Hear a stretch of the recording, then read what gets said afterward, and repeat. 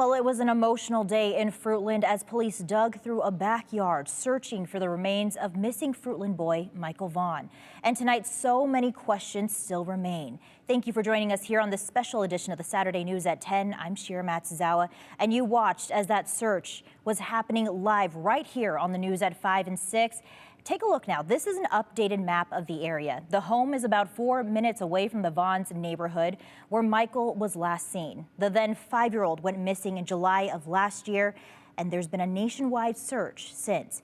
KTVB was first on scene today, and Jude Binkley walks us through what we know so far.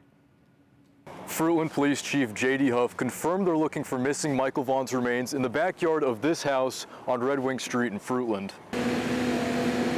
On Saturday afternoon, law enforcement and search crews dug up the backyard of a home nestled in this Fruitland subdivision, only 4 minutes away from where Michael Vaughan lived and was last seen. Police got a search warrant to scour this house on Redwing Street in Fruitland Friday night and all day Saturday.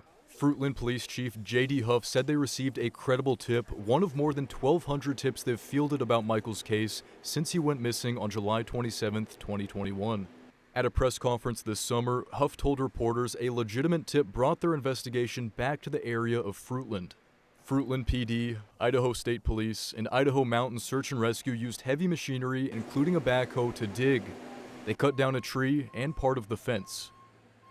Canines were also out, helping search for any remains. Huff says a couple lives at the house but doesn't own it. He isn't aware of any connection they have to the Vaughan family. No matter what's happened, it's been tragic for the family, and that's tough. A neighbor told us he's never seen a search like this in the area. Mike Parker says crews knocked on his door and other neighbors in the past.